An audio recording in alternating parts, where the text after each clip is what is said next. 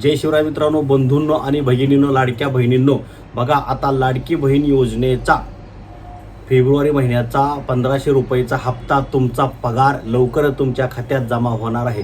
कारण त्या संदर्भातला GR आता राज्य सरकारने काढलेला आहे, घोषणा केलेली आहे. तुम्हाला आता फेब्रुवारी महिन्याचे पैसे लवकरच तुमच्या खात्यात जमा होणार आहेत. बघा जानेवारीपासून आता जवळजवळ मार्च संपलेला आहे, एप्रिल लवकरच सुरू होणार आहे. एप्रिलसाठी काही दिवस 7 दिवस बाकी राहिलेले आहेत.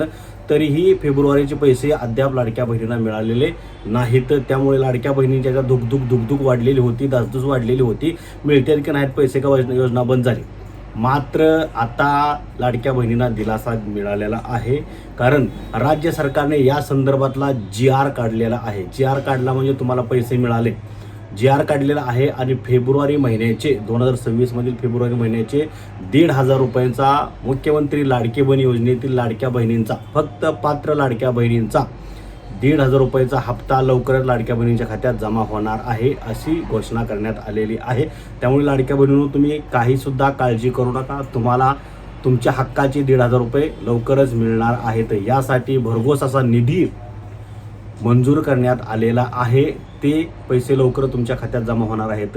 आता 7 एप्रिलच्या अगोदर तुमच्या खात्यामध्ये हे पैसे जमा व्हायला सुरुवात होऊ शकते. कारण 10 एप्रिलपर्यंत संबंधित विभागाला, राज्य सरकारला रिपोर्टिंग करावं लागतं की आम्ही पैसे ज्या ज्या योजनेचे आहेत ते त्या संबंधित पात्र लाभार्थीच्या खात्यात जमा केलेले आहेत म्हणून. त्यामुळे तुम्हाला 10 एप्रिलच्या आतच हे सगळे पैसे तुमच्या खात्यामध्ये जमा होऊ शकतात.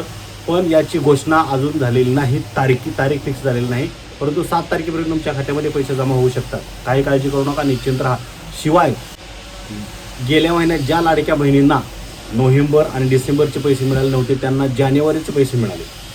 त्यामुळे या महिन्यात सुद्धा ज्यांचे पैसे बंद झाले होते त्या लाडक्या बहिणींना आता पैसे बंद झालेले पुन्हा सुरू होऊ शकतात. बघूया आता काय होत्या.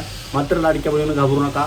ज्यांचे पैसे बंद झाले होते आणि सुरू झालेले आहेत पुन्हा, तर त्यांना कंटिन्यू पैसे आता सुरू होऊ शकतात. त्यामुळं तुम्ही घाबरू नका.